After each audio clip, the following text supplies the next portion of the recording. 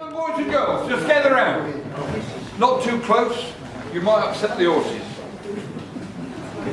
Now allow me to introduce myself.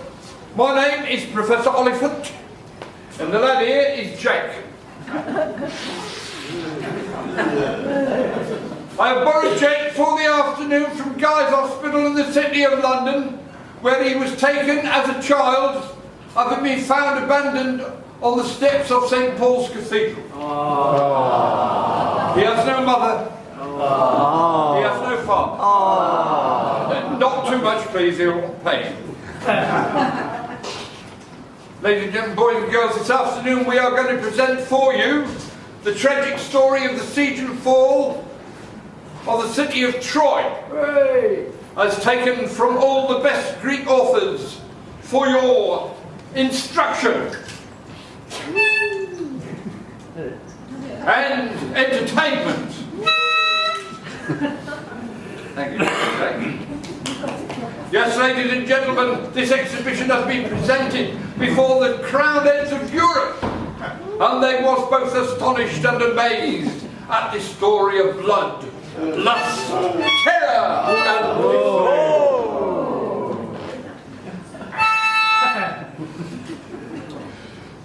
Yes, ladies and gentlemen, boys and girls, this exhibition has been equally successful on the continent and on the incontinent. Now, our story begins in Greece. On Mount Olympus, home of the gods and goddesses. On a nice summer's afternoon like today, some of the gods and goddesses would come down the mountain and have a bit of a picnic. Three of the most famous of these Greek goddesses was Athene, Juno, and Venus. This is Juno, this is Athene, and this is the lovely Venus.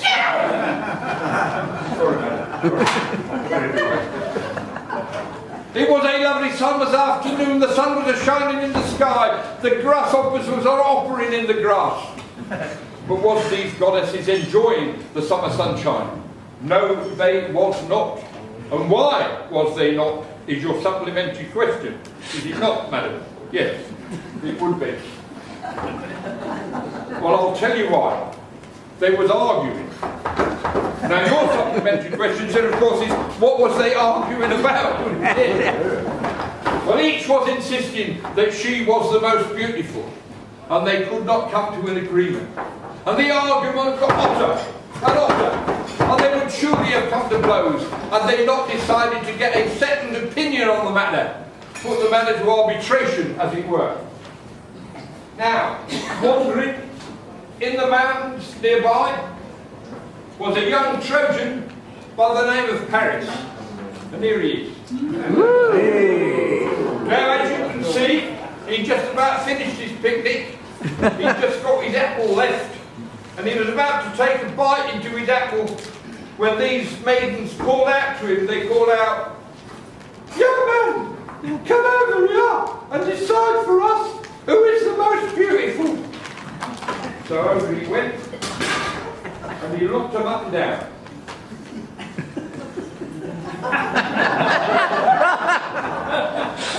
And he could not make up his mind.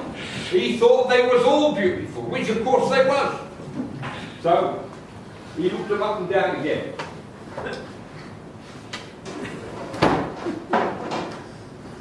And then, not daring to speak, and using his apple as a prize in the beauty contest, he presented the prize to the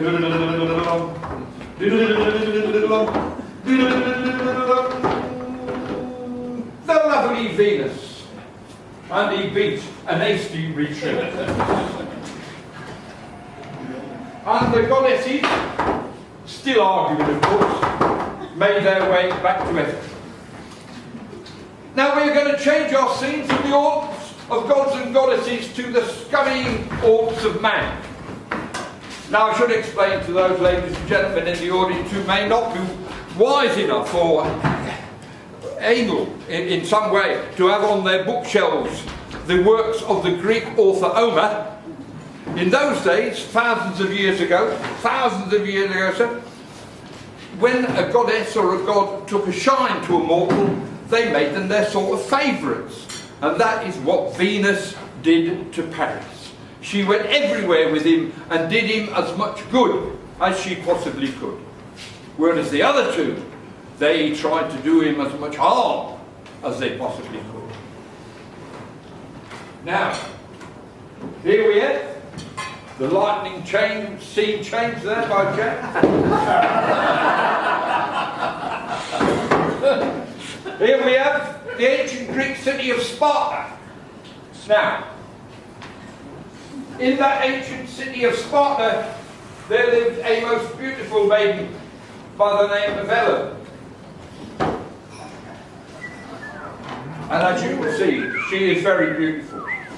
And she was so beautiful that all the princes of Sparta, of Greece, went after her and asked her to marry them. But she refused. And she refused it. The king of this ancient city of Sparta was one Menelaus. And here he is. And he fancied Helen as well. And he went after her and he asked her to marry him. And again, she refused, and she refused it. But he was very persistent, and in the end, he wore her down, and she agreed to marry him. So back they went to his palace. Now, days passed, weeks passed, months passed.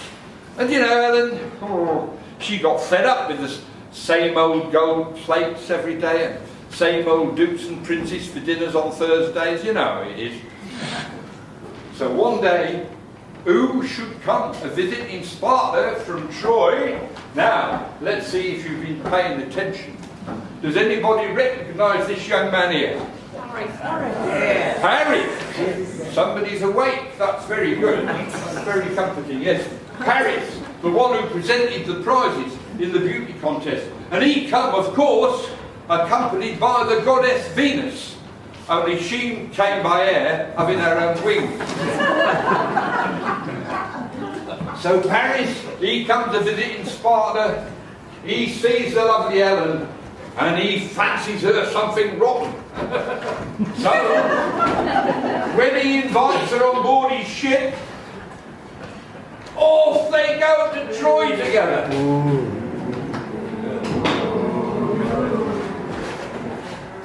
Well, what got Abby? He was cross. He was cross. He stamped his foot with rage, he does. But he doesn't know what to do. He was nonplussed. In fact, I would go as far as to say his pluses had never been so numbed. But look, who is this, flying through the air? Now, let's see if anybody had been a little more attentive. Who do we think this is flying through the air?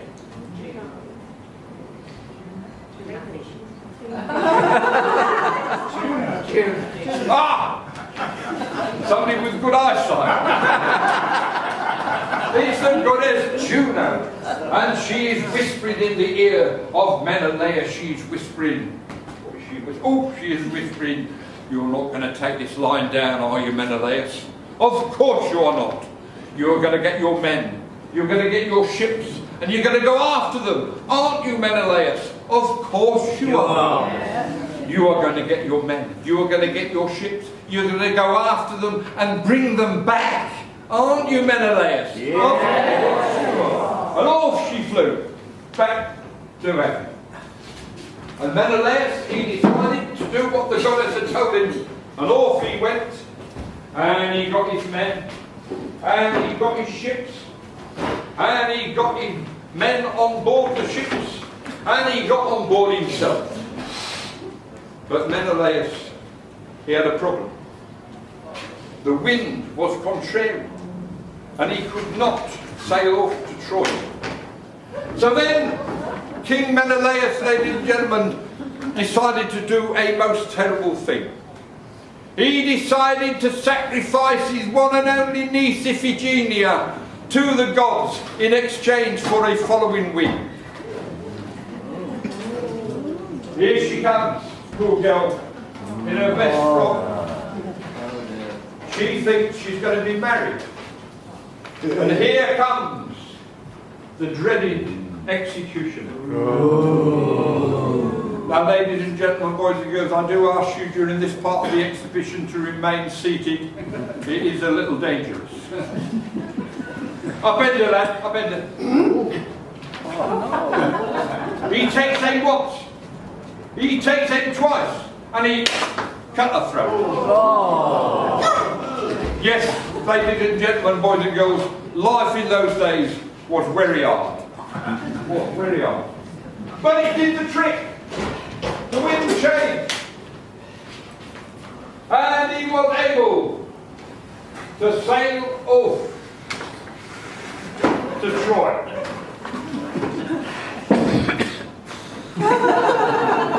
It was a very difficult tide that day. Now, ladies and gentlemen, boys and girls, we are going to take you on a very long journey, thousands of miles across the sea, to the ancient city of Troy, where Paris is living it up with his newfound girlfriend Ellen without a care in the world. Now, this is rather a long journey, so I've made up a little song, which I thought we could all sing together, to pass time on the journey. Sometimes there are 35 verses. And it goes like this, it goes, we fly through the air with the greatest of ease. We don't need no wings and we don't need no breeze. Our fancy will waft us as far as we please. We are flying to Troy by the way. We fly through the air with the greatest of ease. We don't need no wings and we don't need no breeze. Our fancy will waft us as far as we please. We are flying to Troy by the way. We've landed at Troy by the way.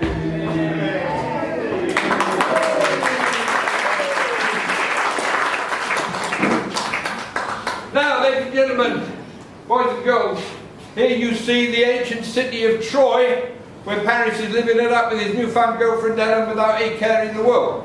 Or rather, we see the gates and the walls of the city of Troy, where Paris is living it up with his girlfriend Ellen. Now, the reason he is able to do so is because Troy was surrounded by these very strong gates and these very strong walls.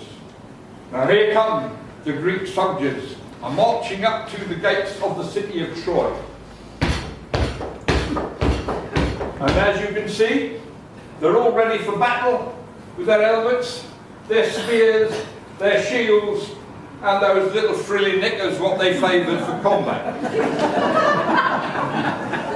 Are they shouting out through the gates of the city of Troy, come out and fight! Come out and fight!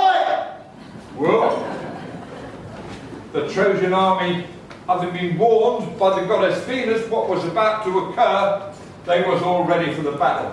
So they opened the gates of the city of Troy and they went, I'll get you playtime for that. And these Trojan soldiers thought, well, that's enough for one day.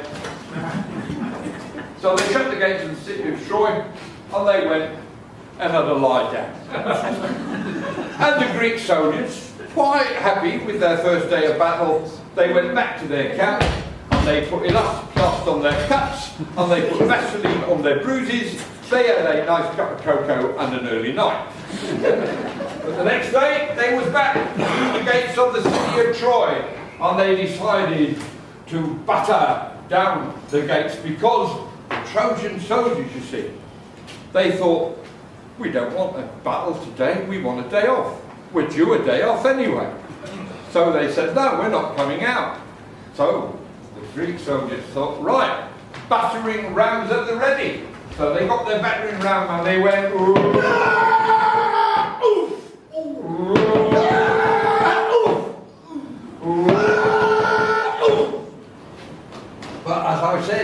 gates of the city of Troy was very strong, and they would not be battered down. And the Greek soldiers did not know what to do. But hark! Who is this coming, flying through the air? Now, anyone with a memory? Juno. Juno, very good. Although somebody said Judy, it's not funny.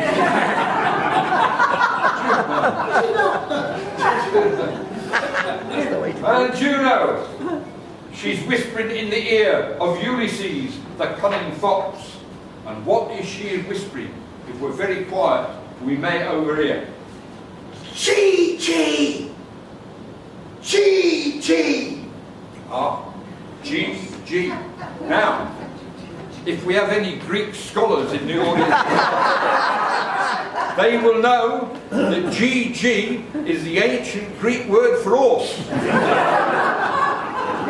And what she is saying to Ulysses, she's saying, what you've got to do, Ulysses, you've got to build a great big wooden horse, big enough to put some of your men inside it, and then leave that outside the gates of the city of Troy, and the Trojan soldiers, they will think that it's been left there as a gift to the gods, and they will bring it inside the city.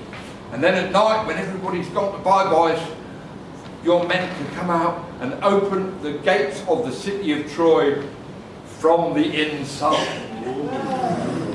And off she flew. And Ulysses said, well, that's what we'll do then. So back they went to their camp, and they got their hammers and their nails and their swords, and they started to build a door. More glue on that fetlock. Another nail in the tail. Right, it's done. Right. Volunteers for inside the horse. You, and you. And you. So, then all they had to do was wait. And they waited patiently until the sun set and the moon rose in the sky.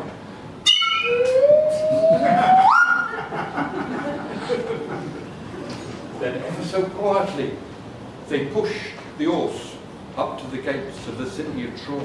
They went, hey, hey, hey.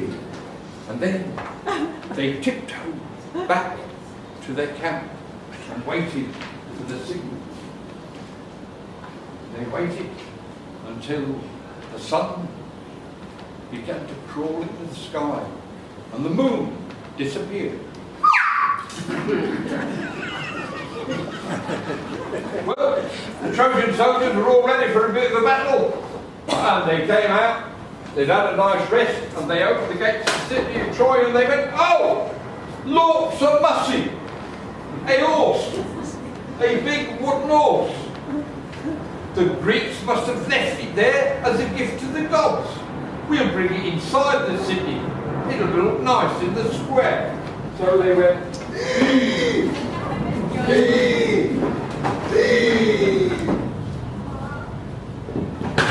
and then they thought, whoa, it does look rather nice there in the middle of the city square. We will leave it there. It's a gift to the municipality. And then they went, hang on a minute, the Greeks have gone, we've got the horse, the siege is over.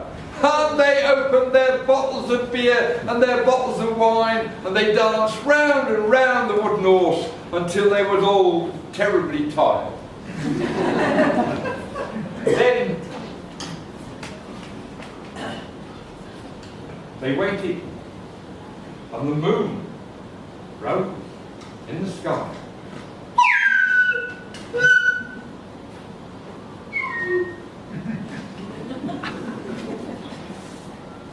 And then they waited until it was so late that even the night watchman had gone to bed.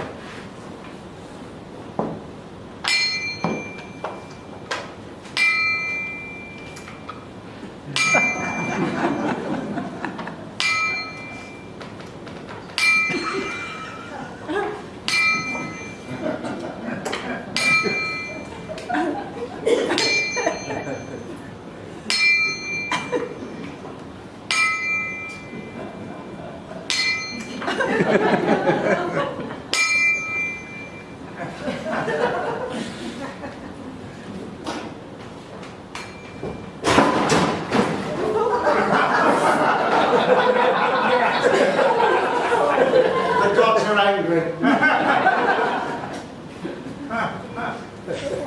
And then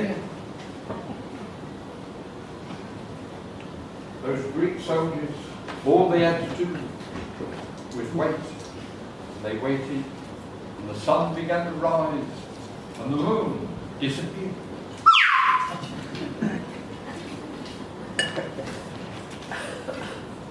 And then they waited for Ulysses' signal, and he went, "Charge!" I forgot to open the gate. There's always one. Yeah! And there was a fighting, and there was a looting, and there was a raping, and there was a pillaging, and there was okey pokey penny-a-lick. And one of the Greek soldiers took out his bottle of Swan Vestus, and he set fire to the straw in the stables, and the flames spread from the stables to the villas, to the temples, until the whole of the city of Troy was consumed by flames. And that, ladies and gentlemen, boys and girls, concludes this tragic story of the siege and fall of the city of Troy, taken from all the best Greek authors and translated from the original ancient Greek by Mr. Guy Richardson, who also painted the magnificent scenery. Ladies and gentlemen, boys and girls, we thank you for your kind attention. Thank you.